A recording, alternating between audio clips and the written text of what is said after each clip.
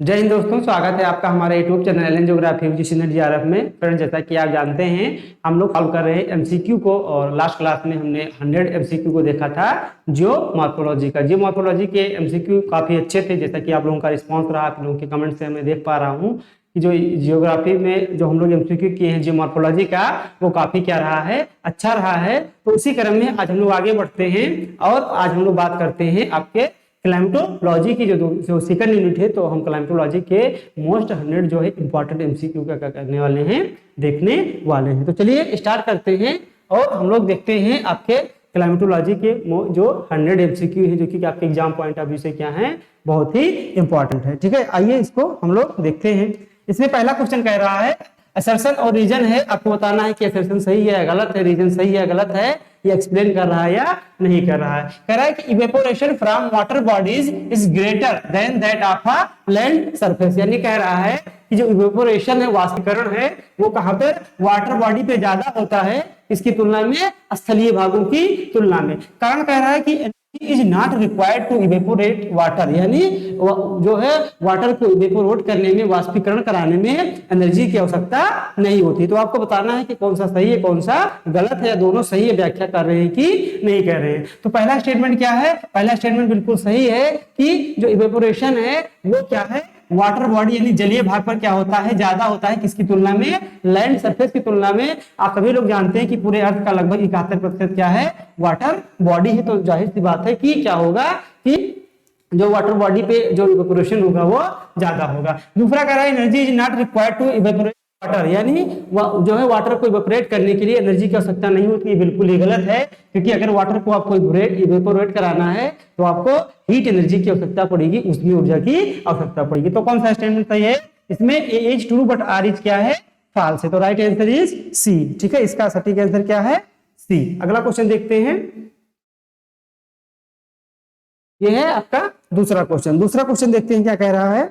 दूसरा क्वेश्चन आपका कह रहा है स्टेबल कंडीशन अकर ड्यूरिंग टेम्परेचर, ठीक है, एक्चुअली इंक्रीज विद हाइट। ये कह रहा है कि स्टेबिलिटी की कंडीशन उस समय आती है जब क्या होता है, ऊंचाई बढ़ने के साथ तापमान क्या होता है, आपका बढ़ता है। कारण कह रहा है ग्रेट वर्टिकल ईयर मूवमेंट, यानी अगर टेम्परेचर इन्वर्जन होता है तो उससे जो आपका ईयर का मूवमेंट होता है वो क्या होता है, बहुत ही ज्यादा होता है। तो आपको बताना है कि कौन सा स्टेटमेंट सही है। स्टेटमेंट पहला क्या है, बिल्कुल सही है कि क्यों, क्योंकि कह रहा है कि the most stable condition occur during, यानी स्टेबिलिटी की कंडीशन कब आती है, जब ऊंचाई के साथ क्या होता है, बढ़ता है। जब टेम्परेचर ऊंचाई के साथ नॉर्मल वे में क्या होता है, अगर एक एवरेज की बात की जाए तो जैसे जैसे ऊंचाई बढ़ती है तो तापमान घटता है, लेकिन अगर ऊंचाई बढ़ने के साथ तापमान बढ़ता है तो एक कंडीशन है थर्मल इन्वर्जन की कंडीशन है, तापीय प्रतिलोमन की कंडीशन है। और तापीय प्रतिलोमन की कंडीशन में क्या होता है, स्टेबिलिटी की कंडीशन आती है, स्थिरता की कंडीशन आती है, और वायु का मूवमेंट नहीं हो पाता है। तो ये इज द राइट आंसर। ठीक है, अब इसमें आर देखते हैं, रीजन क्या है, temperature inversion leads to greater air movement. ये बिल्कुल गलत बात है, ये एक दूसरे के विरोधाभास है। ये कह रहा है कि अगर टेम्परेचर इन्वर्जन होता है तो उससे हवा का जो मूवमेंट होता है वो बहुत क्या होता है, ग्रेट होता है, तेजी से ऊपर बढ़ता है। तो ये बात क्या है, बिल्कुल गलत है, क्योंकि स्टेबिलिटी भी ऊपर नहीं बढ़ेगा बल्कि क्या रहेगा, स्थिर रहेगा। तो कौन सा ऑप्शन आपका सही हो जाएगा, A is true but R is क्या हो जाएगा, फॉल्स। यानी दूसरे का भी आंसर क्या है, आपका सी आंसर क्या है, राइट है। अगला क्या है, तीसरा क्वेश्चन कह रहा है कि which one of the following is the main source जो है for a vast reservoir of relatively inert nitrogen in homosphere. ठीक है, ये कह रहा है कि जो आपका होमोस्फीयर है, होमोस्फीयर में जो नाइट्रोजन की मात्रा पाई जाती है उसका मेन कारण आपका क्या क्या है। ठीक है, हमने पढ़ा था एटमॉस्फेयर में, उसको दो भागों में बांटा था, होमोस्फीयर और हेट्रोस्फीयर में। तो होमोस्फीयर में दो परतें जो आपकी शामिल की गई थी, ट्रोपोस्फीयर, ठीक है, स्ट्रेटोस्फीयर, और जो है दूसरी परत क्या थी आपका, ये दोनों किसमें शामिल थे, ट्रोपोस्फीयर और स्ट्रेटोस्फीयर आपके होमोस्फीयर में, और इसके आगे वाले सभी मंडल किसमें शामिल थे, हेट्रोस्फीयर में। तो ट्रोपोस्फीयर जो है, सॉरी, जो आपका होमोस्फीयर है, सबमंडल जिसको हिंदी में बोलते हैं, सबमंडल में मेन सोर्स किसका, जो vast reservoir of relatively inert nitrogen, यानी जो इसमें इनर्ट यानी अक्रिय नाइट्रोजन होता है, इनर्ट नाइट्रोजन होता है, उसका सबसे प्रमुख कारण क्या है। ठीक है, ऑप्शन है आपका वोल्केनिक एक्टिविटी, फॉसिल फ्यूल यानी आपका ज्वालामुखी क्रिया, फॉसिल फ्यूल्स यानी जो आपका जीवाश्म ईंधन जलते हैं, एसिड रेन, ठीक है, अम्लीय वर्षा, और एक ऑप्शन आपका कह रहा है जो इसको हम थोड़ा सा ऊपर करते हैं। अगला ऑप्शन कह रहा है ग्लोबल वार्मिंग। तो इसी में से आपको है कि होमोस्फीयर में अगर नाइट्रोजन की मात्रा है उसका कारण क्या है। तो इसका राइट आंसर क्या होगा आपका वॉल्केनिक एक्टिविटी। वॉल्केनिक एक्टिविटी के कारण ही क्या हुआ है कि आपके एटमॉस्फेयर में डिफरेंट डिफरेंट जो गैसें पाई जाती हैं उसका जो है क्या हुआ है, जो मान है वो बना हुआ है। ठीक है, आपका जो अर्थ है, अर्थ के बनने के समय ही जो एटमॉस्फेयर बना था, तो इसका प्रमुख कारण बहुत सारे इस पे क्या हो रहे थे, वॉल्केनिक एक्टिविटी हो रही थी, जिससे सारी गैसें निकलकर एटमॉस्फेयर में गई। और भारी गैसें क्या है कि गुरुत्वाकर्षण बल के कारण क्या हुआ, पृथ्वी के सापेक्ष स्थिर हो गया। तो इसका राइट आंसर क्या हो जाएगा, वॉल्केनिक एक्टिविटी। ठीक है, अगला क्वेश्चन कह रहा है कि which of the following atmospheric layers temperature remains constant. इसमें से आपको ये बताना है कि कौन सा ऐसा जो है क्या है एटमॉस्फेरिक लेयर है, वायुमंडलीय परत है, जिसमें क्या है टेंपरेचर कांस्टेंट रहता है, ना तो बढ़ता है ना तो घटता है। ठीक है, ऑप्शन है आपका स्ट्रेटोस्फीयर समताप मंडल, ट्रोपोपॉज यानी जो है क्षोभ सीमा। ठीक है, ये ध्यान देना है, मेसोस्फीयर मध्यमंडल और ट्रोपोस्फीयर क्षोभ मंडल। तो इसमें बताना है कि किस लेयर में जो तापमान होता है वो आपका क्या रहता है, स्थिर रहता है, ना तो घटता है ना तो बढ़ता है। तो कौन सा आंसर सही हो जाएगा आपका ट्रोपोपॉज। हम लोगों ने देखा था पाज का मतलब क्या होता है, स्टॉप। जहां पर क्या होता है सारी चीजों का जो मिक्सर होता है वो क्या हो जाता है, स्टॉप हो जाता है, उसी को क्या बोला जाता है, ट्रोपोपॉज बोला जाता है। तो राइट आंसर क्या हो जाएगा आपका ट्रोपोपॉज। अगला क्वेश्चन है कि which one of the following description is appropriate for the term barotropic। barotropic क्या होता है इसके बारे में आपको बताना है। ठीक है, ऑप्शन है isobar and isotherm are parallel, isobar and isotherm are not parallel, isobar and isohaline are parallel, isobar and isohaline are not parallel. ठीक है, आइसोबार का मतलब होता है समदाब और आइसोथर्म का मतलब होता है समताप। ये कह रहा है कि आइसोथर्म यानी समताप और समदाब बराबर होने चाहिए, उसको बैरोट्रॉपिक कहते हैं, या वो बराबर नहीं होने चाहिए, मतलब उनका मान बराबर नहीं होना चाहिए, समानांतर नहीं होना चाहिए। फिर कह रहा है आइसोबार एंड आइसोहेलाइन। ठीक है, आइसोबार मतलब वही समदाब और आइसोहेलाइन का मतलब होता है समलवण रेखा। तो इसका आंसर क्या सही हो जाएगा, इसका आंसर सही हो जाएगा isobar and isotherm are parallel. जब समताप रेखाएं और जो समदाब रेखाएं हैं वो एक दूसरे के समानांतर हो जाती हैं, तो वहां पर हवा का किसी प्रकार का मूवमेंट नहीं होता है, और इसी कंडीशन को क्या कहते हैं, बैरोट्रॉपिक कंडीशन कहते हैं। ठीक है, बैरोट्रॉपिक को इंग्लिश में भी बैरोट्रॉपिक और हिंदी में भी बैरोट्रॉपिक ही कहा जाता है। ठीक है, अगला क्वेश्चन देखते हैं, match the following. Match the following में हम लोग देखते हैं कि इसका मैच क्या होगा। यहाँ पर एक तरफ दिया हुआ है गैसों का गैसें और कंपाउंड, और दूसरा दिया हुआ है इसमें एटमॉस्फेयर में आपके मात्रा। तो ऑक्सीजन कितने मात्रा में है, 20.94 यानी लगभग 21%। आर्गन कितनी मात्रा में है, 0.93, जो कि क्या है कि नाइट्रोजन के बाद दूसरी सबसे प्रमुख गैस है। कार्बन डाइऑक्साइड 0.3, ठीक है 0.03, एंड नाइट्रोजन क्या है सबसे ज्यादा 78%। तो राइट आंसर क्या हो जाएगा आपका 43, ठीक है 4312, ठीक है 4312, यानी डी ऑप्शन क्या है आपका राइट आंसर। बहुत ही सिंपल क्वेश्चन था। इस तरह पिछली बार एक बार एग्जाम में क्या हुआ है, आपसे गैसों की जो मात्रा है उसको लेकर क्वेश्चन पूछा गया है। ठीक है, अगला क्वेश्चन कह रहा है, upon entering the atmosphere of earth meteors mainly burn up in which are the following layers of atmosphere. यानी कह रहा है कि एटमॉस्फेयर के किस परत में जो मीटियोर्स होते हैं, ठीक है जो मीटियोर्स आते हैं आपके बाहर से, जो है आपके जो है ब्रह्मांडीय पिंड होते हैं मीटियोर्स, तो किस जो है लेयर्स में आके क्या हो जाते हैं, बर्न हो जाते हैं, जल जाते हैं। ये भी बहुत बार एग्जाम में आपके फर्स्ट पेपर में भी पूछा गया है और आपके सब्जेक्ट में भी पूछा गया है। ऑप्शन है थर्मोस्फीयर, ओजेनोस्फीयर ओजोन मंडल, मेसोस्फीयर मध्य मंडल, ट्रोपोस्फीयर क्षोभ मंडल। तो आपको बताना है कि मीटियोर्स किस जो है परत में आके क्या हो जाते हैं, बर्न हो जाते हैं। तो राइट आंसर आपका क्या हो जाएगा,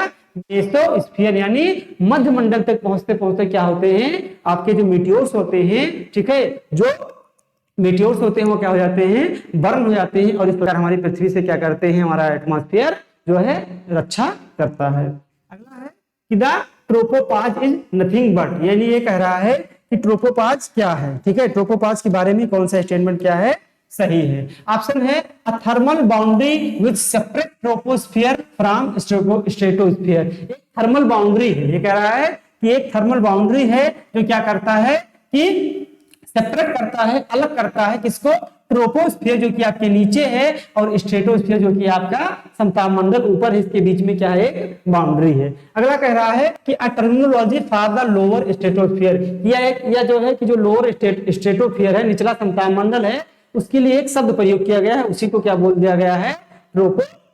फिर सी कह रहा है अ टेम्परेचर इन्वर्जन लीड, यानी एक ऐसा क्षेत्र जहां पे क्या आपको दिखाई देता है, टेम्परेचर इन्वर्जन की कंडीशन को बढ़ावा देता है या वो दिखाई देता है। डी है आपका नन ऑफ दिस। तो इसमें बताना है कि ट्रोपोपॉज क्या है, ठीक है। तो इसका राइट आंसर क्या होगा, इसका राइट आंसर क्या है, सी है। ये बहुत ही इंपॉर्टेंट क्वेश्चन है, क्या है, बहुत ही इंपॉर्टेंट क्वेश्चन है, क्योंकि एक ऐसी लेयर है, ठीक है, जो क्या करता है, टेम्परेचर इन्वर्जन को क्या करता है, लीड करता है, ठीक है, बढ़ाता है, या टेम्परेचर इन्वर्जन की कंडीशन को क्या करता है, बनाता है। क्यों, क्योंकि आमतौर पर यहाँ पर बच्चे कंफ्यूज होकर इस ऑप्शन को लगा देते हैं, ठीक है, लेकिन ये पूर्णतः गलत है, क्योंकि ये बाउंड्री नहीं है, ठीक है, ये क्या है, जोन है। हमने देखा था कि वो लगभग क्या है, 5 किलोमीटर का जोन होता है, इसलिए पहला ऑप्शन क्या हो गया, बिल्कुल ही इनकरेक्ट हो गया। ये क्या करता है कि जैसे जैसे नीचे से हम ऊपर जाते हैं, तापमान क्या होता है, कम होता रहता है, ठीक है। तो नीचे तापमान क्या होता है, कम होता है, और आप समताप तो अचानक से ऊपर जाने पर तापमान बढ़ने लगता है। तो ये क्या करता है, ये एक देखिए, नीचे तापमान क्या है, कम है, ऊपर ज्यादा है, तो ये किस कंडीशन को दिखा रहा है, ये कंडीशन को दिखा रहा है टेम्परेचर इन्वर्जन को। इसलिए इसका राइट आंसर क्या होगा, टेम्परेचर इन्वर्जन लीड। अगर यहाँ पर बाउंड्री ना होकर आपको क्या देता है, एक ट्रांजिशन जोन दे देता, तो आपका आंसर ए वाला सही हो जाता, लेकिन वहां पर बाउंड्री लिखा हुआ है, वो ऑप्शन क्या है आपका, गलत है, ठीक है। ये पॉइंट आप लोग याद रखिएगा, ऐसे ही क्वेश्चन आपसे एग्जाम में पूछा जाएगा, और जल्दबाजी में आप क्वेश्चन गलत कर देंगे। अगला क्वेश्चन है कि which of the following option approximately describe the altitude of the atmosphere, यानी इसमें कौन सा ऑप्शन है जो ये डिस्क्राइब करता है कि आपके एटमॉस्फेयर की हाइट कितनी है। ऑप्शन है 25,000 किलोमीटर, 10,000 किलोमीटर, 38,000 किलोमीटर, 20,000 किलोमीटर। तो इसका राइट आंसर क्या सही हो जाएगा, इसका राइट आंसर है आपका 10,000 किलोमीटर, ठीक है। वेरी सिंपल क्वेश्चन है, आगे देखते हैं।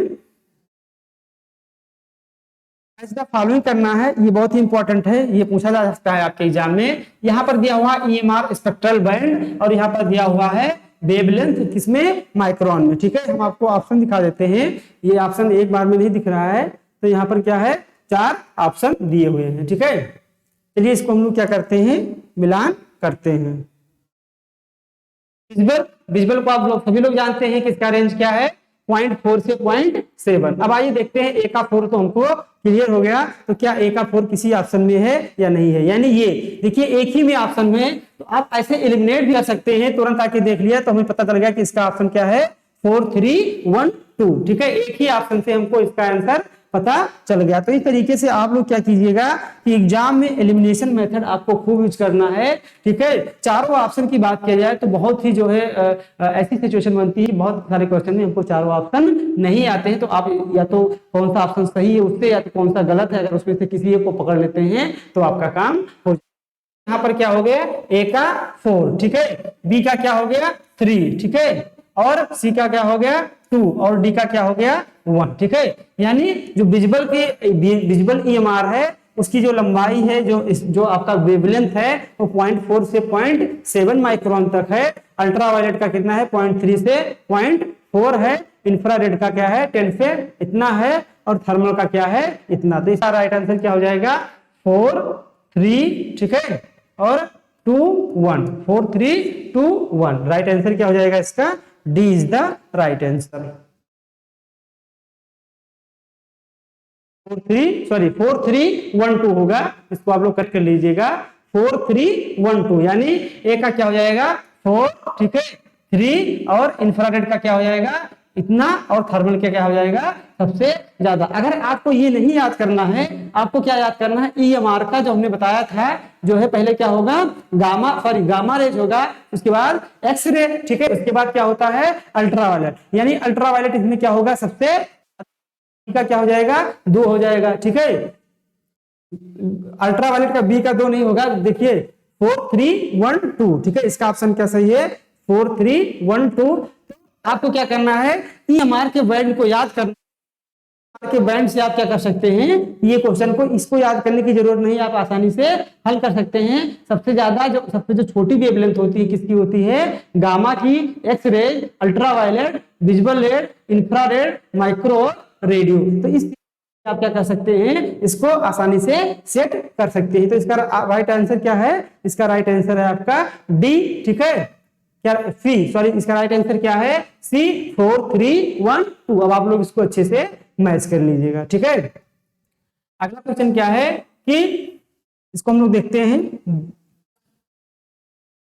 कह रहा है कि land surface is heated more quickly and to a greater extent, ठीक है, then the water surface when subjected to equal amount of insolation. यानी ये कह रहा है कि अगर कहीं पर लैंड बॉडी है और वाटर बॉडी है, इन दोनों को बराबर मात्रा में एनर्जी दिया जाएगा, तो क्या कह रहा है, तो लैंड सरफेस है, ये लैंड वाला एरिया है, और ये सरफेस वाला, तो लैंड का जो टेम्परेचर है, इसकी जो हीटिंग है वो इसकी तुलना में क्या हो जाएगी, जल्दी हीट होगा, ज्यादा हो जाएगा।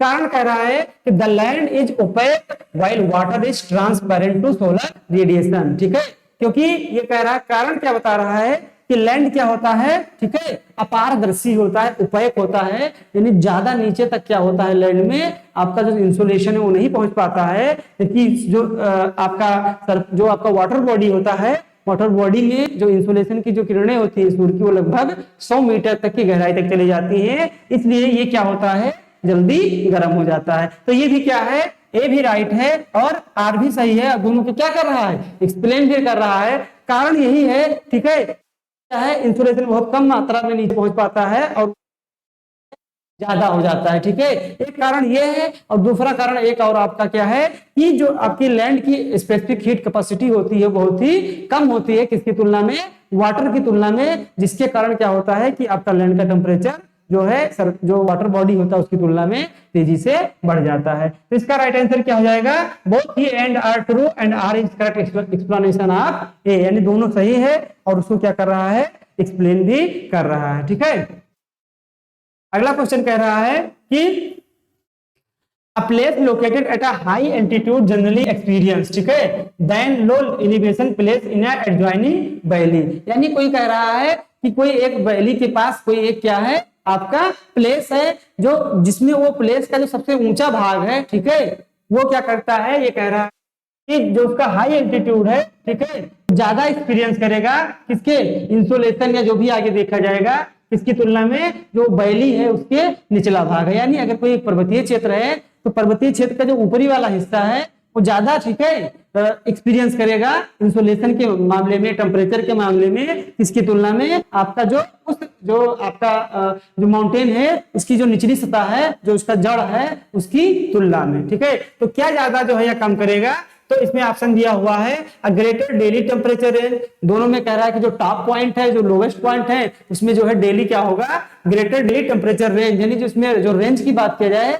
तो उसमें जो अंतर होगा वो ज्यादा होगा, यानी किसी को ज्यादा मिलेगा, किसी को कम मिलेगा। A lower annual mean temperature, a lower daily temperature range, both a greater daily temperature range and lower annual mean temperature range, ठीक है। तो इसका ऑप्शन क्या सही है, बोथ, यानी greater lower annual mean temperature range, ठीक है। यानी जो अंतर होगा वो डेली जो रेंज होगा टेम्परेचर का वो दोनों ज्यादा होगा, जो ऊपर वाला होगा उसका तापमान क्या होगा, ज्यादा होगा, जो नीचे वाला होगा उसका तापमान कम होगा। तो एक डिफरेंस ये क्रिएट करेगा। लेकिन ये कह रहा है कि अगर एनुअल मीन टेम्परेचर की बात किया जाए तो वो क्या होगा, दोनों में बहुत ही कम होगा, ठीक है। तो इसका राइट आंसर क्या हो जाएगा, D is the right answer.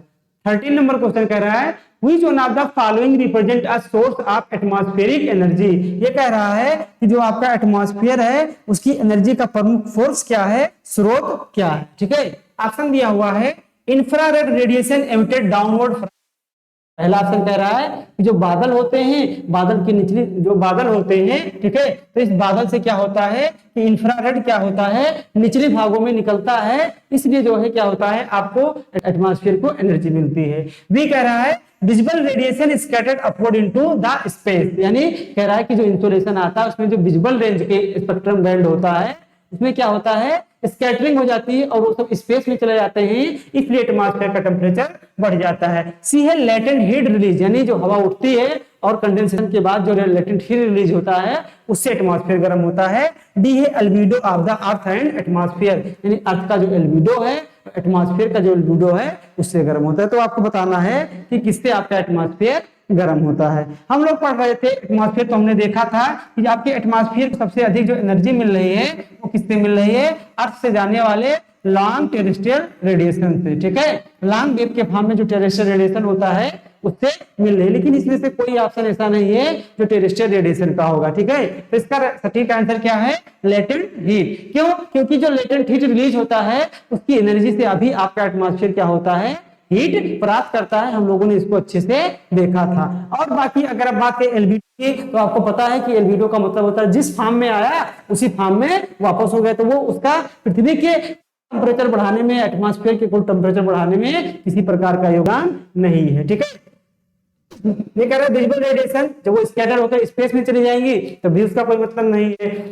और बादल से किसी भी प्रकार का डाउनवर्ड के रूप में इंफ्रारेड निकलता नहीं है। तो इसका सटीक आंसर क्या हो गया, लेटेंट हीट यानी गुप्त ऊष्मा, ठीक है। 14 नंबर क्वेश्चन कह रहा है कि at which of the following altitude range ozone is found in concentration from, यानी किस ऊंचाई पर ओजोन का जो कंसंट्रेशन है वो सबसे क्या है, ज्यादा है। ऑप्शन है ए 10 से 25, 15 से 35, 35 से 50 या 50 से 65, ठीक है। तो आपको बताना है कि जो ओजोन है वो किस एल्टीट्यूड पे सबसे ज्यादा है। तो राइट आंसर क्या होगा, 15 से 35 किलोमीटर की ऊंचाई पर समताप मंडल में ओजोन का जो कंसंट्रेशन है वो सबसे ज्यादा है। तो राइट आंसर क्या हो जाएगा, B is the right answer, ठीक है। आगे देखते हैं, which one of the following is devoid, ठीक है, ऑफ एटमॉस्फेयर, ठीक है।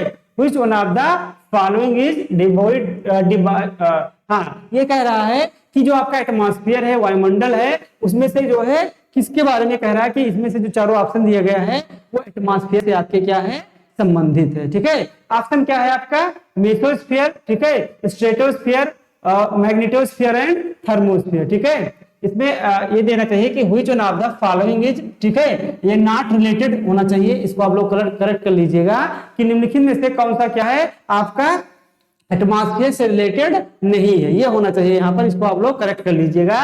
ऑप्शन में इसका क्या हो जाएगा, मैग्नेटोस्फीयर, ठीक है, यानी सी is the right answer. Magnetosphere का संबंध आपके एटमॉस्फेरिक लेयर से नहीं है, ठीक है। आगे कह रहा है 16 नंबर क्वेश्चन, ये असर्शन का क्वेश्चन है, इसको अच्छे से हम लोग देखते हैं। असर्शन कह रहा है कि presence of CO2 in the earth atmosphere is essential, ठीक है। क्या कह रहा है कि जो आपके एटमॉस्फेयर है, वायुमंडल है, उसमें जो CO2 का प्रेजेंस है, उसकी जो उपस्थिति है वो क्या है, बहुत ही आवश्यक है। अब रीजन कह रहा है क्योंकि CO2 कैन एब्जॉर्ब हीट, क्योंकि CO2 क्या करता है, एब्जॉर्ब हीट को क्या करता है, एब्जॉर्ब कर लेता है। तो क्या सही होगा इसका, पहला पॉइंट क्या है, सही है कि जो आपका अर्थ के एटमॉस्फेयर में CO2 है वो बहुत ही आवश्यक है। अब रीजन पढ़ते हैं, रीजन है कह रहा है कि CO2 क्या करता है, हीट को एब्जॉर्ब करता है। ये भी बातें सही है कि CO2 ऑलरेडी क्या है, GHG यानी ग्रीन हाउस गैस है। तो अब क्या कारण इसकी व्याख्या कर रहा है, बिल्कुल जैसे आप पढ़िए कि कह रहा है कि प्रेजेंस ऑफ CO2 यानी अर्थ के एटमॉस्फेयर में CO2 का होना आवश्यक है। क्वेश्चन कीजिए कि क्यों आवश्यक है, क्योंकि CO2 क्या करता है, एब्जॉर्ब करता है हीट को, इसलिए क्या है, आवश्यक है। अगर ये CO2 ना होता तो हमारे एटमॉस्फेयर का जो टेम्परेचर है वो किसमें चला जाता, आपके माइनस में चला जाता, ठीक है। जो 15 डिग्री टेम्परेचर है उसका कारण ये CO2 है, लेकिन आज मानवीय गतिविधियों के कारण CO2 का कंसेंट्रेशन बढ़ रहा है, इसलिए ग्लोबल वार्मिंग हो रही है, आपका एवरेज टेम्परेचर अर्थ का बढ़ रहा है। तो both R is true and R is जो है करेक्ट एक्सप्लेनेशन ऑफ ये, यानी इसका सटीक आंसर क्या है, A is the right answer, ठीक है। 17 नंबर क्वेश्चन क्या कह रहा है, 17 number question match the following करना है। एक तरफ आपको क्या दिया गया है, गैसें दी गई हैं और दूसरी तरफ ऊंचाई दी गई है। इसको मिलाने का तरीका आपको पता है कि जो भारी गैसें निचले भाग में होंगी और जो हल्की गैसें होंगी वो ऊपर होंगी। जैसे नाइट्रोजन एक भारी गैस है, सबसे ज्यादा मात्रा में नाइट्रोजन है, ठीक है। तो नाइट्रोजन क्या, जो नाइट्रोजन की ऊंचाई क्या हो जाएगी आपकी, सबसे कम, यानी 100 किलोमीटर से 200 किलोमीटर हो जाएगा, ठीक है। जो ऑक्सीजन है वो क्या है आपका 200 से 1000 किलोमीटर हो जाएगा, ठीक है। और चलिए इसका आंसर पहले देखते हैं कि क्या आपका जो आंसर है वो इलिमिनेट हो पाता है, यानी ए का 3 और बी का 1, इसको हम लोग इलिमिनेट करने का प्रयास करते हैं। ठीक है, ए का 3 बी का 1। ठीक है, यानी आपका राइट आंसर क्या हो जाएगा? ठीक है, सी का 1 एंड डी का 4, यानी जो हीलियम है इसका क्या हो जाएगा? ए का 3। ठीक है, इसको देखते हैं, ए का 3 एंड बी का क्या सही था आपका? ऑक्सीजन का क्या सही था? 1 सही था। ठीक है, तो ए का 3 एंड बी का 1, सी का 2 एंड डी का 4, यानी सी का क्या हो जाएगा? 2 एंड डी का 4। हाइड्रोजन का 4 होगा क्योंकि हाइड्रोजन एक बहुत ही हल्की गैस है, इसलिए इसकी ऊंचाई क्या है? सबसे ज्यादा है। तो अब आप देखिए कि आप इसकी ऊंचाई के आधार पर लगाना था, आपका आंसर क्या हो गया? आराम से इलिमिनेट हो गया। केवल 3 और बी का क्या पता था? 1। इसका राइट आंसर क्या सही हो जाएगा? ए का 3 एंड बी का 1, ठीक है, सी का 2 एंड डी का 4, यानी b is the right answer. तो ऐसे आप एलिमिनेट भी कर सकते हैं। और जो कंसेप्ट तो आपको पता ही है कि गैसों की ऊंचाई नहीं याद करनी है, बस गैसों की मात्रा आपको पता है। ठीक है, जो भारी गैसें वो धरातल के नीचे रहेंगी, जो हल्की गैसें हैं वो इससे ऊपर रहेंगी। ठीक है, तो इसका आंसर क्या सही हो गया? B is the right answer. Which one of the following atmosphere layer reflect radio waves that are transmitted from the earth and again back to the earth? यानी इसमें यह कह रहा है कि कौन सा एटमॉस्फेयर की लेयर है जो रेडियो वेव को जो है अर्थ की तरफ क्या करता है? बैक करता है और अर्थ से पुनः कहां पर जाता है? आपका एटमॉस्फेयर में। ऑप्शन आपका है मेसोस्फीयर, मध्यमंडल, आइनोस्फीयर, आयन मंडल, ट्रोपोस्फीयर, क्षोभ मंडल, स्ट्रेटोस्फीयर, समताप मंडल। तो आपको बताना है कि कौन क्या करता है? रेडियो वेव्स को क्या करता है? परिवर्तित करता है और पुनः यहां से जो है पृथ्वी से दोबारा परिवर्तित होता है। तो इसका राइट आंसर क्या सही हो जाएगा? आइनोस्फीयर, यानी राइट आंसर क्या सही हो जाएगा? बी, आइनोस्फीयर से ही क्या होता है कि जो आपका रेडियो वेव्स होता है उनका क्या होता है कि धरातल की तरफ आता है और धरातल से एटमॉस्फेयर की तरफ जाता है। ठीक है, 19 नंबर कह रहा है कि the fall in temperature in troposphere is known है, यानी क्षोभ मंडल में ऊंचाई बढ़ने के साथ तापमान क्या होता है?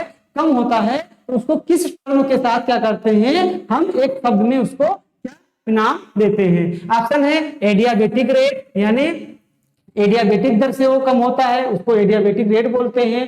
ठीक है, या यानी रुद्धोष्म दर, लैप्स रेट बोलते हैं। ठीक है, मतलब पतन दर, तापीय पतन दर है। ठीक है, तापमान दर या थर्मल रेट बोलते हैं तापीय दर। यानी जब आप ट्रोपोस्फीयर में 1 किलोमीटर की ऊंचाई पर जाते हैं 165 मीटर पर, तो आपका लगभग तापमान 1 डिग्री घटता है। तो उसका कारण क्या है? उसको उसका कारण नहीं पूछ रहा है, बल्कि पूछ रहा है कि उसको हम क्या बोलते हैं जो घटने की दर है। तो उसको क्या बोलते हैं? Lapse rate. उसी को तो बोलते हैं नॉर्मल लैप्स रेट, सामान्य पतन दर। तो राइट आंसर क्या हो जाएगा?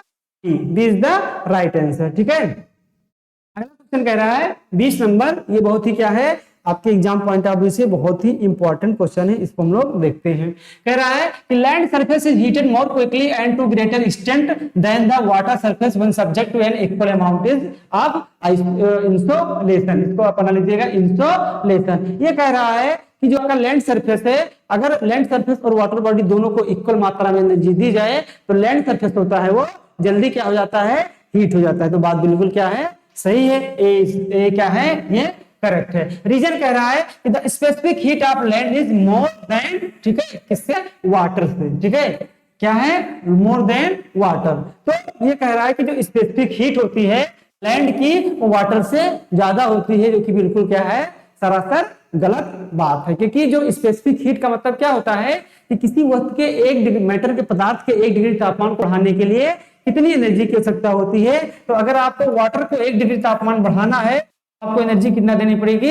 1 कैलोरी देनी पड़ेगी। ठीक है, या 1 कैलोरी तापमान बढ़ाने के लिए 1 डिग्री टेम्परेचर देना पड़ेगा।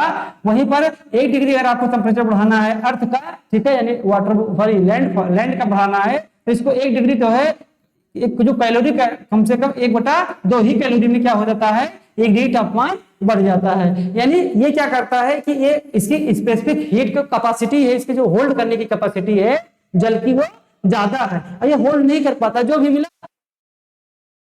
के कारण है, बंगला खरीद लिए, शादी कर लिए, ठीक है, तो बस वही वाली बात है कि अर्थ को जो भी हीट मिलता है लैंड को, वो क्या करता है? तुरंत उसको तापमान में बदल देता है, तापमान बढ़ा देता है। तो ये पॉइंट क्या है? बिल्कुल गलत है। इसलिए आपका क्या है? A is true and but R is क्या हो जाता है? फॉल्स हो जाएगा। ठीक है, आप इसको देख सकते हैं। अगला क्वेश्चन है कि the outermost portion of the sun's atmosphere is called, यानी सन का हम लोग स्ट्रक्चर पढ़े थे, तो उसमें पूछ रहा है कि जो सन पहली परत होती है उसको हम क्या कहते हैं। ऑप्शन है फोटोस्फीयर, कोरोना, क्रोमोस्फीयर और डी हेलोस्फीयर। ठीक है, तो आपको ये बताना है कि इसमें से आउटमोस्ट लेयर क्या होता है। तो आउटमोस्ट लेयर क्या है, सबसे पहले क्या होता है कोर, कोर के बाद क्या होता है फोटोस्फीयर, फोटोस्फीयर के बाद क्या होता है क्रोमोस्फीयर, जो सबसे बाहरी परत है उसको क्या बोलते हैं कोरोना, क्या बोलते हैं कोरोना। इसलिए राइट आंसर क्या हो जाएगा आपका राइट आंसर। ठीक है, अगला क्वेश्चन है the solar spot cycle is completed in almost. ठीक है, यानी आपका जो सोलर स्पॉट होता है, सन स्पॉट होता है, ठीक है, उसका साइकिल क्या है, तो उसका साइकिल क्या है। ऑप्शन है 13 वर्ष, 11 वर्ष, 9 वर्ष, 2 वर्ष। तो आपको बताना है कि जो स्पॉट जो सन स्पॉट होता है उसका साइकिल कितना होता है। तो उसकी साइकिल कितना होता है, उसका साइकिल होता है 11 वर्ष का, जिसमें 5.5 वर्ष क्या होता है कि सन स्पॉट की मात्रा बढ़ती है और 5.5 वर्ष क्या होता है सन स्पॉट की मात्रा घटती है। तो राइट आंसर क्या हो जाएगा, B is the right answer 11 वर्ष। ठीक है, अगला क्वेश्चन कह रहा है कि which of the following does not enhance the stability of year, यानी ये कह रहा है कि कौन सा ऐसा ऑप्शन इसमें बताना है आपको कि कौन सा ऐसा कथन है या ऑप्शन है जो क्या करता है स्टेबिलिटी को इनहेंस नहीं करता है। ठीक है, इनहेंस मतलब होता है बढ़ाना और स्टेबिलिटी का मतलब होता है स्थिरता, कि कौन सा ऑप्शन है जो स्थिरता यानी स्टेबिलिटी को बढ़ाता नहीं है बल्कि क्या करता है घटाता है। यानी स्टेबिलिटी घटने का मतलब क्या हुआ कि हवा क्या हो गई इनस्टेबल हो गई, अनस्टेबल हो गई। ठीक है, क्या हो गई अनस्टेबल हो गई। आपको इसमें यही बताना है कि कौन सा ऐसा ऑप्शन है जो स्टेबिलिटी को बढ़ाता नहीं है बल्कि क्या करता है कम करता है। यानी क्या हो जाएगा, इनस्टेबिलिटी को बढ़ाएगा नहीं तो क्या हो जाएगा आपका, ठीक है, यानी हवा जब हवा की स्टेबिलिटी नहीं बढ़ेगी तो हवा क्या हो जाएगा अनस्टेबल हो जाएगी, यानी हवा क्या होने लगेगी ऊपर उठने लगेगी। ऑप्शन है radiation cooling of earth surface, अगर आफ्टर सनसेट यानी सूर्यास्त के बाद अगर अर्थ सरफेस की कूलिंग हो जाए तो क्या होगा, वो स्टेबिलिटी को बढ़ाएगा कि अनस्टेबिलिटी को। जब कूलिंग हो जाएगी, ठीक है, तो कैसी कंडीशन बनती है, अब याद कीजिए आप लोग थर्मल इन्वर्जन की कंडीशन। तो थर्मल इन्वर्जन की कंडीशन बनेगी और जब थर्मल इन्वर्जन की कंडीशन बनेगी तो क्या होगा स्टेबिलिटी की कंडीशन होगी। ये ऑप्शन स्टेबिलिटी को बढ़ाता है, लेकिन वो कह रहा है स्टेबिलिटी को नहीं बढ़ाता है। दूसरा है radiation cooling from cloud draft, यानी जो है रेडिएशन कूलिंग होने लगे तो वो भी स्टेबिलिटी को बढ़ाएगा। Heating N air mass from below, ठीक है, यानी ये कह रहा है heating N air mass from below, यानी कोई ऐसी एयर मास है तो कहीं से पास हो रही तो वहां के तापमान को क्या करती है कम कर देती है, तो भी कंडीशन आपकी क्या हो जाएगी जो है स्टेबिलिटी की कंडीशन आ जाएगी। लास्ट ऑप्शन है intense solar heating in the lower ट्रोपो atmosphere, तो ये क्या हो जाएगा राइट आंसर हो जाएगा, क्योंकि लोअर अगर इंटेंस हीटिंग हो जाएगी तो क्या होगा कि बहुत ज्यादा तापमान मिल जाएगा तो हवा क्या होगी गर्म होकर तेजी के साथ ऊपर उठेगी और वो कंडीशन कैसी है अनस्टेबल की कंडीशन है। तो राइट आंसर क्या हो जाएगा, D is the right answer. अगला क्वेश्चन कह रहा है if the elevation of the sun, ठीक है, डिक्लाइन द एल्बिडो विल, यानी जो सूर्य है, ठीक है, तो सूर्य का जो तापमान है या ऊंचाई है एलिवेशन है वो क्या कर दिया जाए, आपका एल्बिडो क्या हो जाएगा इसको आपको बताना है। डिक्लाइन हो जाएगा यानी घट जाएगा, इंक्रीज करेगा बढ़ जाएगा,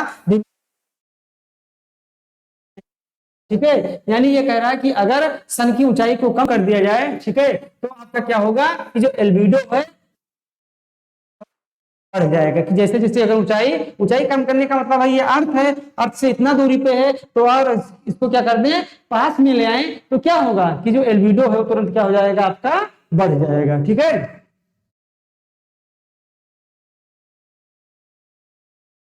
अगला क्वेश्चन कह रहा है कि consider the following statement which statement is are correct, यानी इसमें आपको पढ़ना है स्टेटमेंट को और बताना है कि कौन सा स्टेटमेंट क्या है सही है और कौन सा स्टेटमेंट क्या है आपका गलत है। ठीक है, पहला है कि there is energy deficit in the atmosphere in high altitude, यानी हाई एल्टीट्यूड पे क्या होता है एनर्जी की डेफिसिट होती है। एनर्जी डेफिसिट का मतलब ये हुआ कि जितनी एनर्जी उनको मिलती है उतना क्या होता है कि ज्यादा क्या करता है वो एनर्जी को रिलीज कर देता है, यानी 10 इसको मिला, ठीक है, तो इसने इमिट कर दिया 11, तो एनर्जी डिफिसिट हो गया कि नहीं, -1 हो गया, तो इसका मतलब क्या हो गया, एनर्जी डिफिसिट हो गया।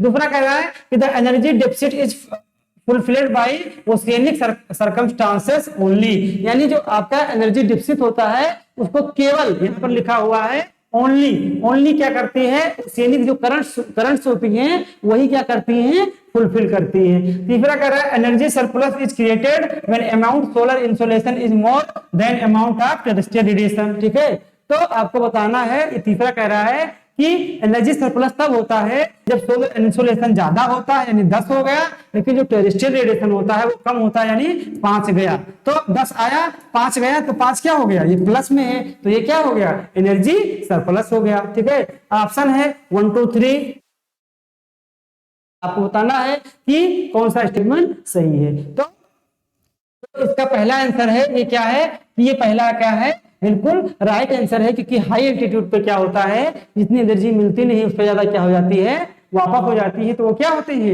एनर्जी डेफिसिट रीजन हो जाए।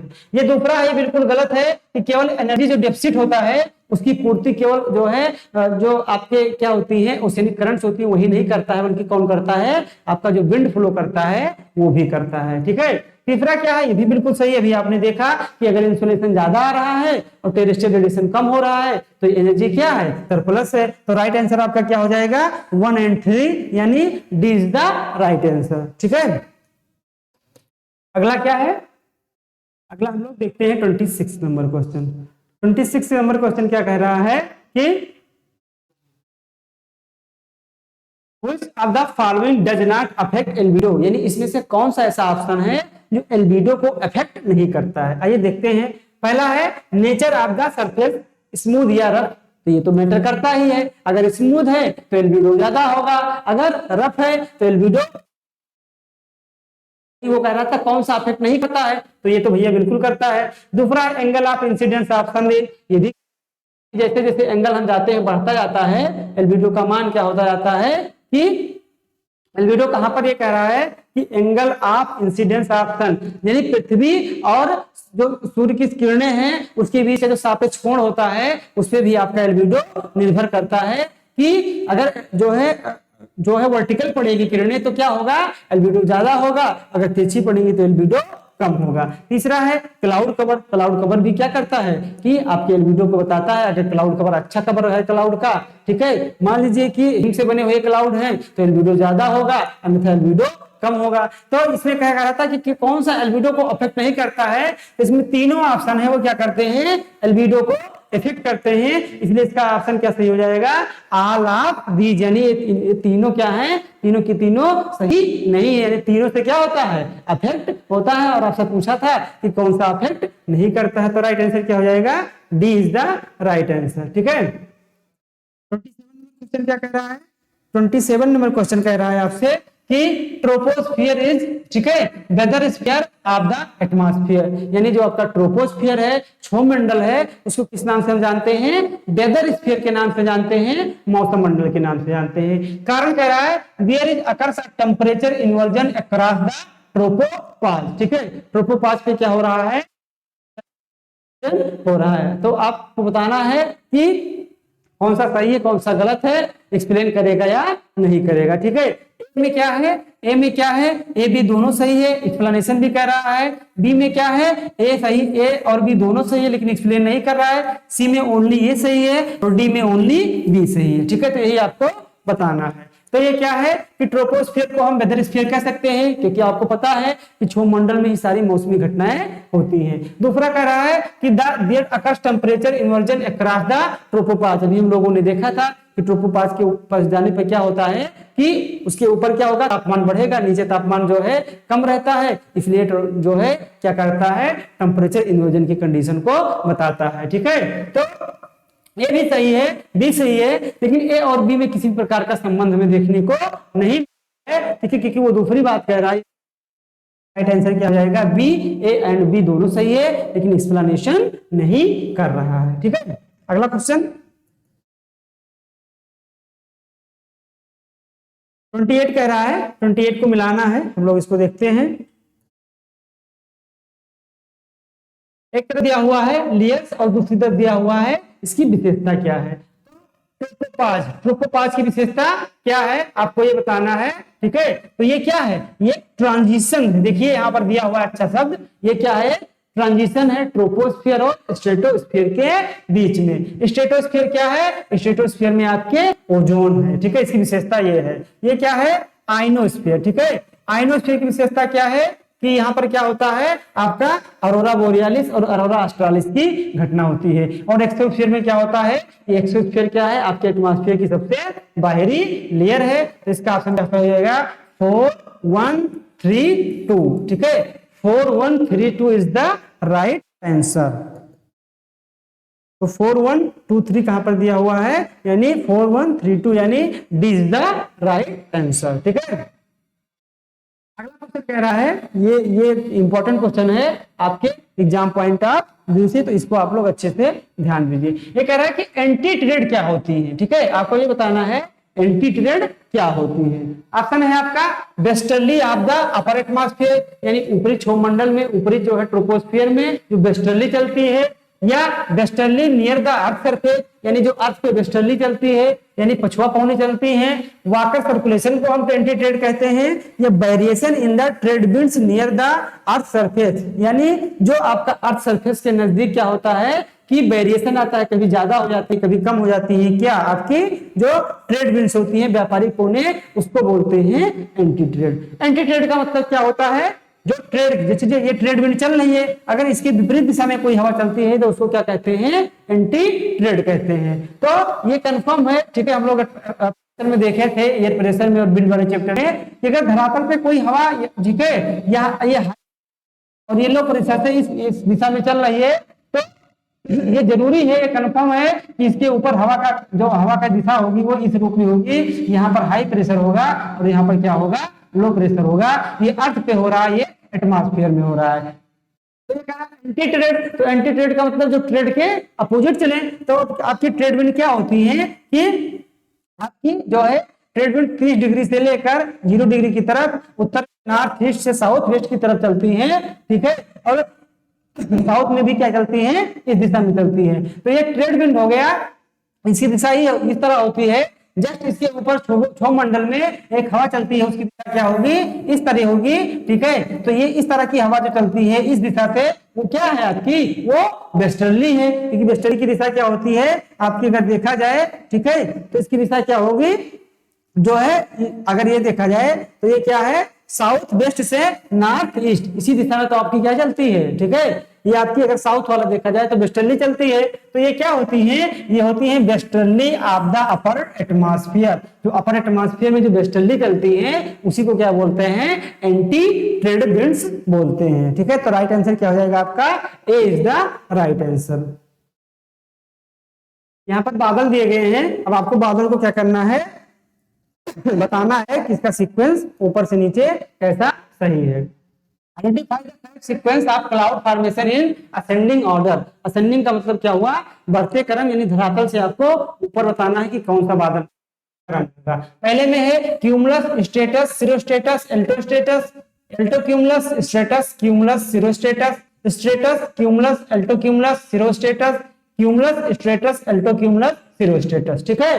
तो हम लोगों ने ये बादल पढ़ा था, तो हम लोगों ने देखा था कि अगर सबसे ऊपर बादल बनता है वो सिरस बादल बनता है, सिरस के नीचे सिरो क्यूमुलस बनता है, ठीक है, सिरो क्यूमुलस के नीचे सिरो जो है स्ट्रेटस बनता है। तो सबसे ऊपर बादल क्या बनेगा आपका, सिरस, यानी सिरस क्या होगा, सबसे लास्ट में होगा, क्योंकि रहा है असेंडिंग यानी धरातल से ऊपर। तो जिसमें जिसमें सिरस होगा वो आप पहले हम उसको मार्क कर लेंगे, यानी ये इसमें सिरस सबसे लास्ट में नहीं है, तो ये क्या हो जाएगा, कट जाएगा, ठीक है। अब सिरस सबसे ऊपर, इसके नीचे सिरो स्ट्रेटस है, ठीक है। तो ये सिरो स्ट्रेटस वाला ही, सिरो स्ट्रेटस से शुरू किया है, तो तीनों में दिया हुआ है। उसके बाद हम क्या देखेंगे, सिरो क्यूमुलस। सिरो क्यूमुलस क्या है, किसी में नहीं दिया गया है, ठीक है।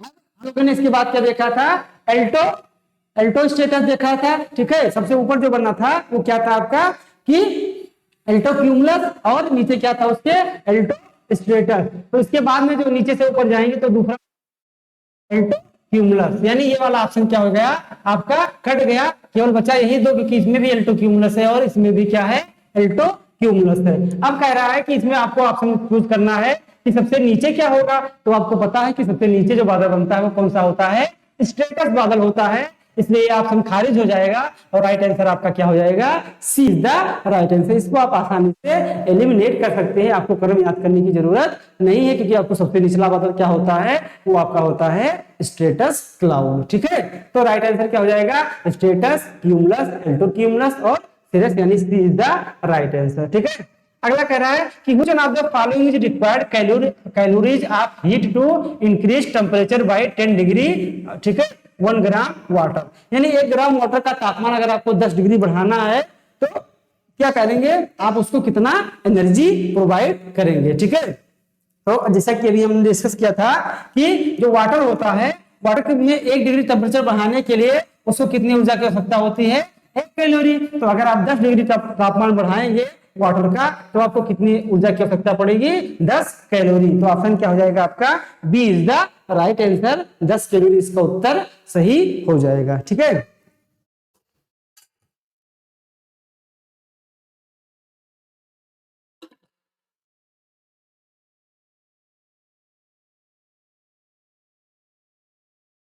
आगे देखते हैं 32 नंबर क्वेश्चन।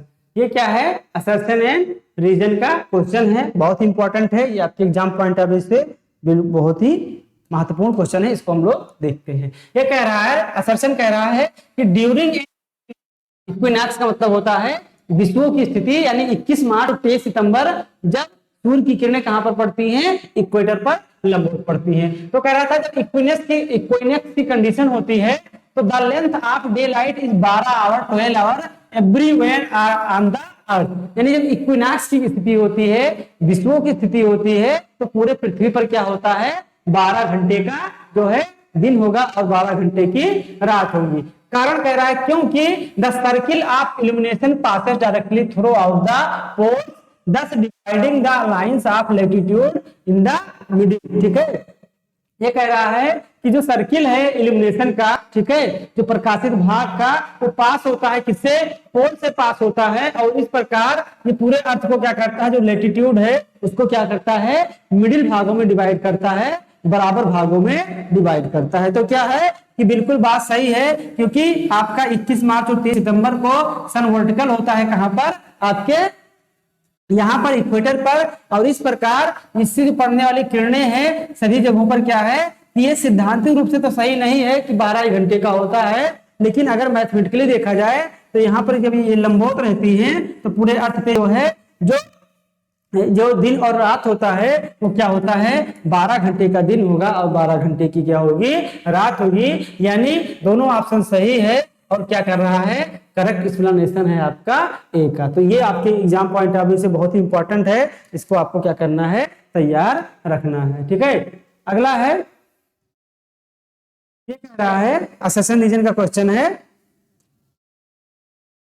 कि wind is the result of only the vertical difference in atmospheric pressure, यानी कह रहा है कि जो विंड फ्लो करती है, हवा है, वो क्या है, केवल वर्टिकल डिफरेंस के कारण होता है एटमॉस्फेयर में। ठीक है, यानी हवा जो चलती है वो केवल क्या है कि वर्टिकल डिफरेंस होता है, ऊर्ध्वाधर रूप में जाएंगे तो अगर नीचे हाई प्रेशर है, यहाँ लो है, हो सकता है यहाँ लो हो, यहाँ पर क्या हो, हाई हो, तो ये ऊर्ध्वाधर रूप में जो है के कारण क्या होता है, हवा चलती है, केवल ऊर्ध्वाधर, ओनली शब्द लगा हुआ है, तो इसलिए एक बात है कि केवल ऊर्ध्वाधर जो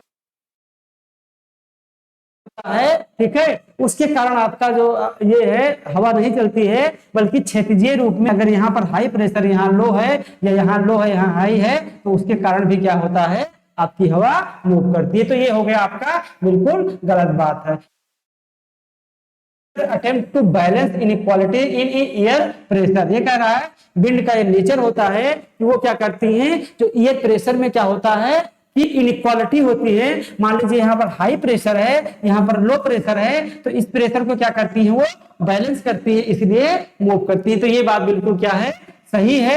ये हाई प्रेशर धीरे धीरे यहाँ पर जो लो प्रेशर है यहाँ पर भी हाई प्रेशर हो जाएगा बिल्ड चलने के कारण, और वहां पर भी क्या हो जाएगा कि यहाँ पर भी हाई प्रेशर हो जाएगा, वहां पर भी प्रेशर हाई हो जाएगा, और प्रेशर दोनों क्या हो जाएगा, बराबर हो जाएगा। तो ये is false but R is क्या है, जो है कहीं पर अगर आपको ओनली जैसे शब्द मिल जाए तो इसका मतलब पक्का है वो स्टेटमेंट गलत है हो जाए, ठीक है। आइदर या मतलब यही सही है, केवल यही सही है, ठीक है, यही बात सही है, ऐसे शब्द क्या है कि शब्द आपको भ्रमित करने के लिए डाले जाते हैं, तो तुरंत उसको आप क्या कीजिए, 99% केस में ऐसे क्वेश्चन क्या होते हैं, गलत होते हैं, ठीक है। तो इसका आंसर क्या है, D is the right answer.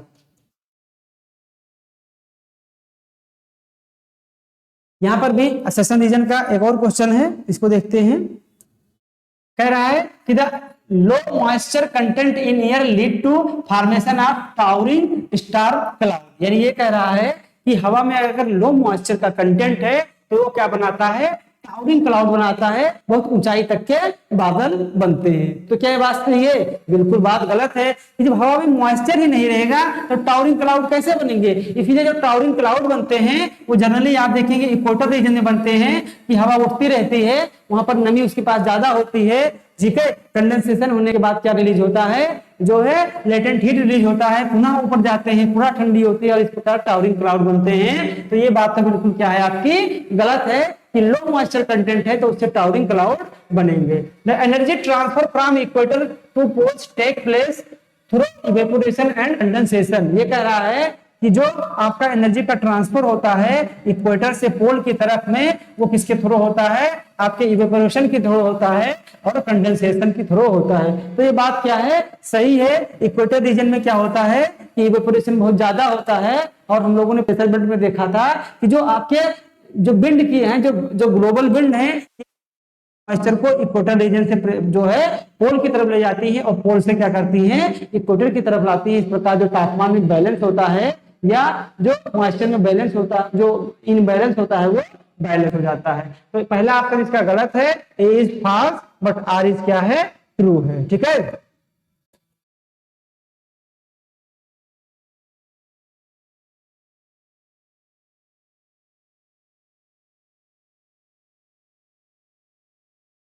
इसमें आपको मिलान करना है, ये प्रीवियस ईयर का क्वेश्चन है, ये कई बार पूछा जा चुका है, ठीक है।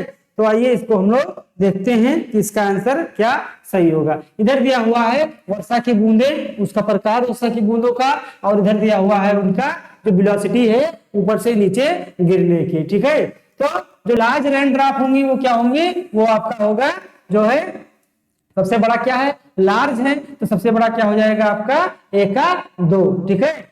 और उसके बाद जो ड्रिज्जल है, जो फुहार का उनका क्या होता है, जो गिरने की रेट होती है, वो किस रेट से गिरते हैं, वो 7 किलोमीटर प्रति घंटे की रफ्तार से गिरते हैं, ठीक है। और जो लार्ज क्लाउड ड्रॉपलेट्स होते हैं वो 0.3 से गिरते हैं, और जो टिपिकल रेन ड्रॉप्स होते हैं वो 3 से जो हैं वो 23 से गिरते हैं, ठीक है। तो इसका ऑप्शन क्या सही हो जाएगा, इसका ऑप्शन सही हो जाएगा 2, ठीक है। 2 के बाद क्या सही हो जाएगा आपका 1 4 3, 2 1 4 3। ये मैच द फॉलोइंग का क्वेश्चन है, ठीक है। तो इसमें कंफ्यूज नहीं होना है। जो लार्ज क्लाउड ड्रॉपलेट्स हैं, ड्रॉपलेट्स में बहुत होता है, बहुत ही छोटे होती है वर्षा की बूंदें, उनको क्लाउड ड्रॉपलेट्स कहते हैं। जब कई क्लाउड ड्रॉपलेट्स आपस में मिलते हैं तो एक वर्षा की बूंद बनती है, इसलिए यहीं पर लोगों को कंफ्यूजन हो जाता है लार्ज से, लेकिन ये बहुत ही धीमे रफ्तार से गिरती है, इसलिए इसका ऑप्शन क्या सही है, 2 1 4 3, ठीक है। इसको आप लोग को अच्छे से तैयार करना है, 2 1 4 राइट आंसर।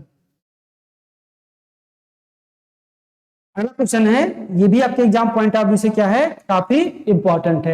ये कह रहा है कि the monsoon of southern and eastern Asia driven by the location size of Asian landmass and its proximity to the Indian Ocean. ये कह रहा है कि जो मानसून एशिया है, ठीक है, जिसमें भारत है, ठीक है, पाकिस्तान है, श्रीलंका है, बांग्लादेश है, तो ये सब कह रहा है कि जो मानसून का जो मानसूनल एशिया है, ठीक है, मानसून में जो सदर्न एंड ईस्टर्न एशिया है, दक्षिणी और पूर्वी एशिया है, ठीक है, उसमें मानसून जो पाया जाता है, मानसून टाइप की जलवायु पाई जाती है।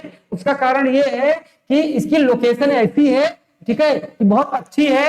एंड जो एशिया का साइज है वो भी बहुत बड़ा है, साथ ही इंडियन ओशन के क्या है, बहुत ही करीब है। इसीलिए यहाँ पर क्या पाई जाती है, मानसून टाइप की क्या पाई जाती है, क्लाइमेट पाई जाती है, वर्षा पाई जाती है। तो ये बात बिल्कुल सही है कि इसकी लोकेशन ही एक ऐसी है जिसमें हवाएं साल में 2 बार क्या होती है, अपनी दिशा को बदलती है। तो ये ऑप्शन क्या है, सही है, इंडियन ओशन के करीब भी है जो एशिया है, ईस्टर्न एशिया है।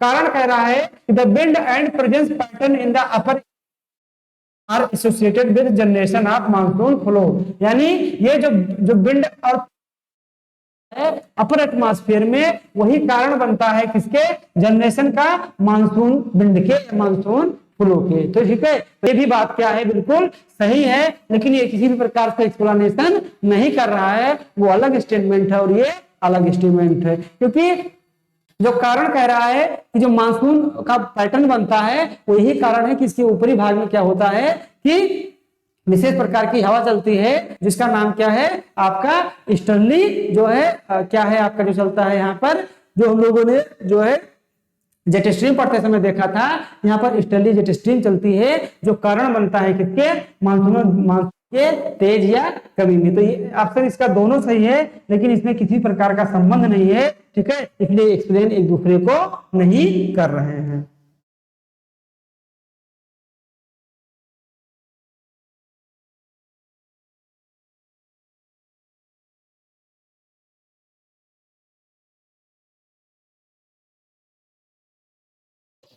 चलिए इसमें हम लोग मिलान करने को देखते हैं।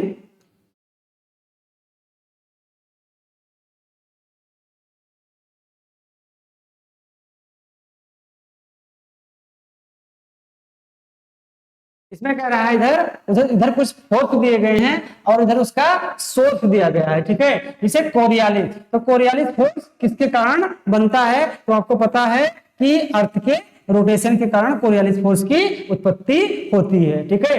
टाइडल फोर्स किसके कारण बनता है, पृथ्वी के जो है आकर्षण बल के कारण ही क्या होता है, टाइडल फोर्स बनता है, ठीक है। और जो फ्रिक्शन फोर्स है वो किसके कारण होता है, टोपोग्राफिकल डिफरेंस के कारण।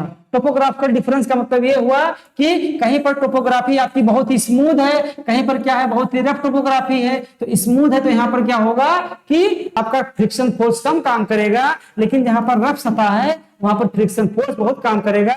तो फ्रिक्शन फोर्स का कारण क्या है, और रेजिस्टिंग अगर रेजिस्टिंग फोर्स है तो उसका सोर्स क्या है, स्टैटिक स्टेट, यानी कोई बहुत ही स्थिर अवस्था में है तो उससे किस प्रकार का रेजिस्टिंग फोर्स उत्पन्न होगा। तो ऑप्शन इसका सही क्या है, ए का 4, ठीक है, और बी का 1, सी का 2, 4 1 2 3, ठीक है, 4 1 2 3 इसका क्या है, राइट आंसर हो जाएगा। इसका ऑप्शन क्या सही है, D is the right answer, 4 1 2 3। अगला क्वेश्चन कह रहा है कि which of the following latitude is known as the calm of Cancer, किस जो है आपके लैटिट्यूड को, अक्षांश को, ठीक है, काम ऑफ कैंसर कहते हैं। यानी काम ऑफ कैंसर को काम ऑफ कैंसर के रूप में ही जानिए। यहाँ पर जो कैंसर है, ठीक है, यानी जो आपकी जो कैंसर लाइन गुजरी है, कर्क रेखा है, ठीक है, तो ये कह रहा है कि किसे हम काम ऑफ कैंसर के नाम से ही जानते हैं। तो किस अक्षांश को आपने 66.5 degree south, 66.5 north, 25 north and 25 south, तो इसका राइट आंसर क्या है, 25 नॉर्थ, यानी 25 नॉर्थ डिग्री को हम काम ऑफ कैंसर के नाम से भी क्या करते हैं, जानते हैं, ठीक है।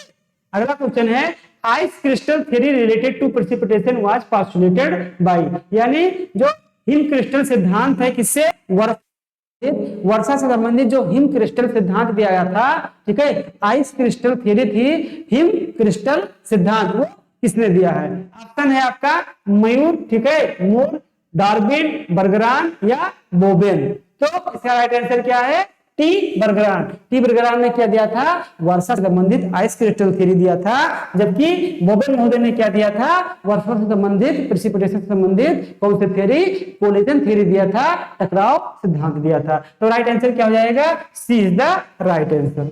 अगला क्वेश्चन कह रहा है, which one of the following instrument, ठीक है, is used for determination of degree of stability और instability of an air parcel, यानी इसमें से कौन सा ऐसा उपकरण है जो क्या मापता है डिग्री मापता है, कोण मापता है किसके, कि हवा का, जो हवा स्टेबल है या हवा क्या स्टेबल हो रही है, तो उसमें कौन से यंत्र के सहारे उसकी डिग्री को मापा जाता है। ऑप्शन है डिस्कोमीटर, रेडियो कांडे, सोनार, पीएच मीटर। तो इसमें आपको बताना है किससे हम हवा जो वायु राशि है आपकी उसकी हम क्या नापते हैं, डिग्री नापते हैं, जो इनस्टेबल और या स्टेबल है। तो राइट आंसर क्या सही है, डिस्कोमीटर इज द राइट आंसर। ठीक है,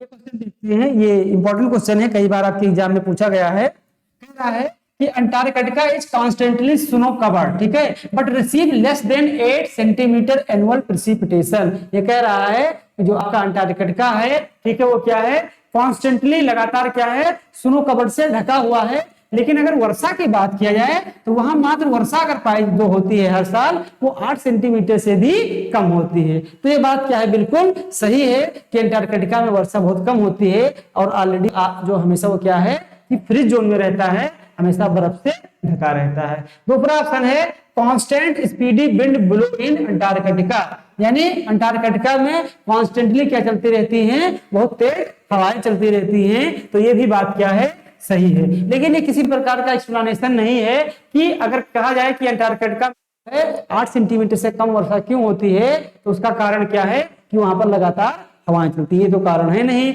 इसलिए ऑप्शन दोनों सही हैं, लेकिन ये किसी प्रकार का एक्सप्लेनेशन एक दूसरे का नहीं करते हैं। ठीक है, तो ऑप्शन कैसे हो जाएगा, B is the right answer. अगला कह रहा है कि ये असर्शन रीजन का है, ये भी आपका बहुत ही इंपॉर्टेंट क्वेश्चन है। कह रहा है कि the shift of ITC-Z is greater over than, ठीक है, सी देन ओवर लैंड। यानी ये कह रहा है कि जो ITC-Z है, इंटर ट्रॉपिकल कन्वर्जेंस जोन जो है वो कहां पर है, ये कह रहा है कि जो सी है उस पर ज्यादा तेज शिफ्ट करता है, लैंड पर उतना तेज शिफ्ट नहीं करता है। तो ये बात क्या है, बिल्कुल गलत है, क्योंकि जो ITC-Z होता है वो लैंड पर ज्यादा तेजी से शिफ्ट करता है। ITC-Z कब शिफ्ट करेगा, जब सन नॉर्थ या साउथ शिफ्ट करता है। जैसे आप देखेंगे कि ये आपका क्या है, ये आपका इंडिया है, ये आपका क्या है, इंडिया है, और इंडिया में ये क्या है, जो है कैंसर लाइन है। जब आप ये देखेंगे कि जब ITC-Z मान लीजिए यहाँ 0 डिग्री के पास है, लेकिन जब सर वर्टिकली होता है, यहाँ पर सन आ जाता है, तो ये शिफ्ट होकर कहाँ चला जाता है, यहाँ पर। लेकिन आप उस समय इंडिया में स्थिति देखेंगे तो कुछ इसका स्थिति इस प्रकार मिलेगी आपको, ये है ITC-Z, यानी जो लैंड था, लैंड पर यहाँ से जो है खिसक यहाँ आ गया। लेकिन जो आप अगर देखेंगे कि ये वाटर बॉडी है, वाटर बॉडी में देखिए कि जो ये आपका शिफ्ट करने का तरीका है इसका, ये क्या है, बहुत ज्यादा शिफ्ट नहीं किया है, लेकिन लैंड पे कितना शिफ्ट कर गया है, इतना शिफ्ट कर गया है। तो ये सी पर ज्यादा शिफ्ट नहीं करता है, बल्कि कहां ज्यादा शिफ्ट करता है, लैंड पर। कारण स्पष्ट है, आप जानते हैं कि लैंड ज्यादा तेजी के साथ क्या हो जाते हैं, गर्म हो जाते हैं। ठीक, तो ये ऑप्शन क्या हो गया, गलत हो गया। The land surface great more heated than water body, ये बात बिल्कुल सही है कि जो लैंड सरफेस होते हैं वो वाटर बॉडी की तुलना में ज्यादा तेजी से गर्म होते हैं। तो कौन सा ऑप्शन सही हो जाएगा, A is false but R is क्या है, टोटली ट्रू है। ठीक है, 43 number question, 43 very very important, ये एकदम कंसेप्चुअल क्वेश्चन है, इसको हम लोग समझते हैं। ये कह रहा है कि which one of the following is the correct sequence of surface component of present and bid from equator to pole, यानी कौन सा इसमें कंपोनेंट है जो कि क्या सही है, अगर आप कहां जाते हैं, इक्वेटर से पोल की तरफ जाते हैं तो उसका सीक्वेंस सही होता है। तो इक्वेटर से पोल की तो ये कह रहा है इक्वेटर पे क्या होता है, लो प्रेशर जोन होता है। ठीक है, उसके बाद अगर 30 डिग्री पे जाएंगे तो क्या होता है, हाई प्रेशर होता है। और इक्वेटर से जब पोल की तरफ बढ़ेंगे तो यहाँ पर एक विंड चलती है, किसका नाम है, ट्रेड विंड्स, व्यापारिक पवने हैं। तो चलिए हम देखते हैं, अगर इक्वेटर पे रहेंगे तो पहले पोलर स्टिली चलेगी, ये पहला ऑप्शन बिल्कुल गलत हो गया कि इक्वेटर पे पोलर स्टिलीज होगी नहीं। फिर दूसरा क्या है, अगर आप इक्वेटर पे रहेंगे तो सब ट्रॉपिकल हाई प्रेशर बेल्ट, तो सब ट्रॉपिकल ठीक है, पहले सब ट्रॉपिकल मान लीजिए, इक्वेटर की बात नहीं कर रहा है, 30 डिग्री पे पहुंच गए। तो 30 डिग्री के बाद वेस्टर्ली, ये भी बात सही है, लेकिन वेस्टर्ली के बाद क्या ट्रेड विंड चलती है, बिल्कुल नहीं चलती है, तो ये पॉइंट भी गलत हो गया। पहले हो गया ट्रेड विंड्स, ठीक है, हाँ सही है, ट्रेड विंड्स पहले हो गया। उसके बाद हो गया पोलर ईस्टर्ली, पोलर, इसके बाद वेस्टर्ली, ये भी गलत हो गया क्योंकि पोलर ईस्टर्ली पहले नहीं आएगा, ठीक है। तो पहले क्या आएगा, ट्रेड विंड्स, ट्रेड विंड्स ये चलती है 0 से 30 के बीच में। उसके बाद सब ट्रॉपिकल हाई प्रेशर, ये हो गया 0 से 30। इसके बाद क्या हो गया, ये सब ट्रॉपिकल हाई प्रेशर। इसके बाद क्या हो गया, वेस्टर्ली, इसके बाद वेस्टर्ली चलती है। इसके बाद क्या हो गया, पोलर ईस्टर्ली, यानी इसके बाद क्या चलती है, पोलर ईस्टर्ली चलती है। तो करेक्ट सीक्वेंस क्या हो गया, this is the right answer. ये बहुत ही इंपॉर्टेंट क्वेश्चन है, आपके एग्जाम में 100 में 101% चांस है कि आपसे क्या है, एग्जाम में पूछा जा सकता है, ठीक है।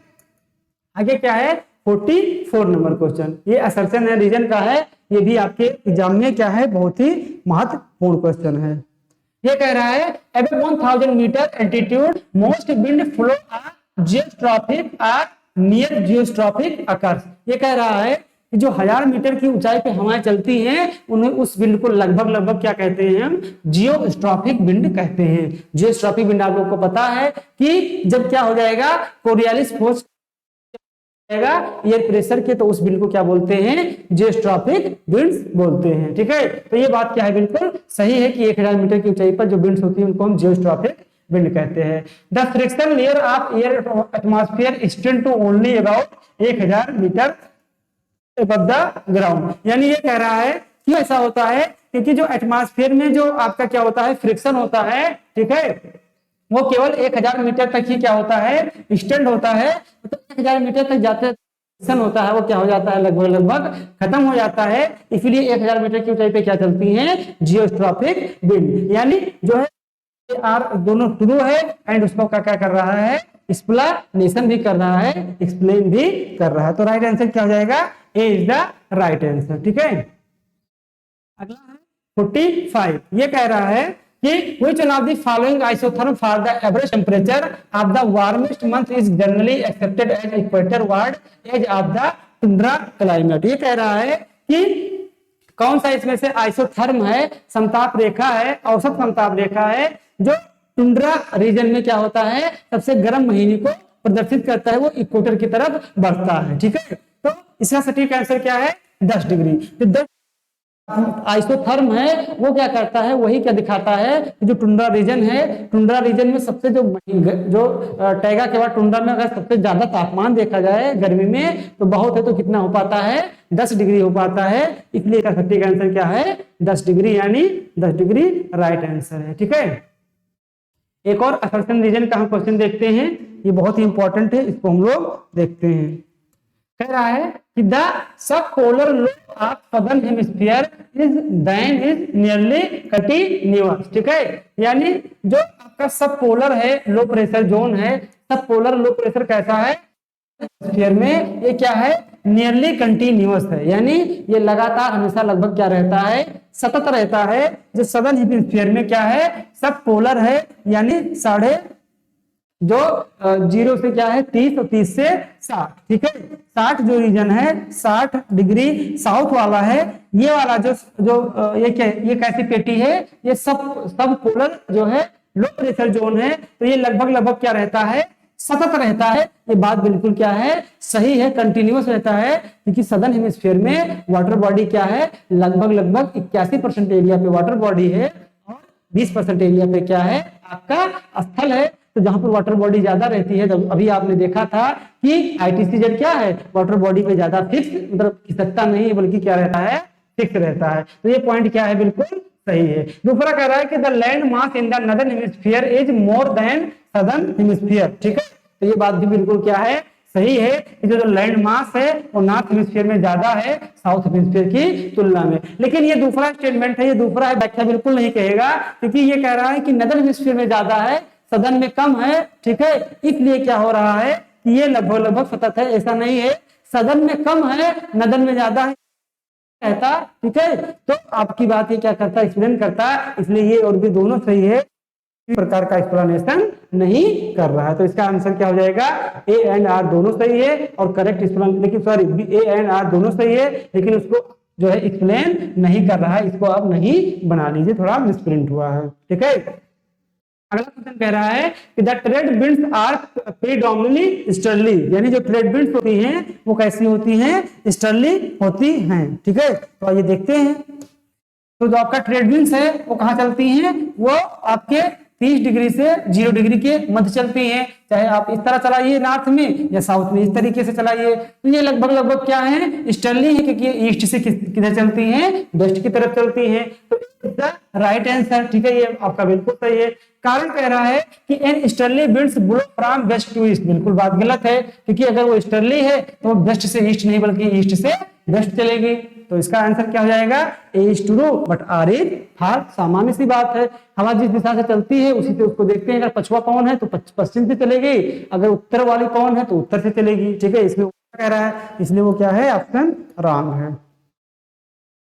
अगला क्वेश्चन कह रहा है temperate cyclone becomes more intense when jet stream are position over. ये कह रहा है कि जो आपका टेम्परेट साइक्लोन होता है, आप इसको टेम्परेचर नहीं बल्कि टेम्परेट साइक्लोन होता है, वो बहुत अधिक खतरनाक हो जाएगा जब आपकी जेट स्ट्रीम उसके ऊपर होगी। कहां पे ऊपर होगी, ऑप्शन दिया हुआ है, ये टेम्परेट रीजन में ऊपर होगी, इक्वेटर रीजन में होगी, नन ऑफ दीज। सिंपल सी बात है, आंसर क्या सही हो जाएगा, टेम्परेट रीजन। जो आपके टेम्परेट साइक्लोन बनते हैं वो ना तो पोल पे बनते हैं ना तो इक्वेटर पे बनते हैं, वो कहां पर बनते हैं, आपके टेम्परेट रीजन में बनते हैं। तो राइट आंसर क्या सही हो जाएगा, temperate is the right answer. ठीक है, अगला कह रहा है which of the following is not correct about cold year.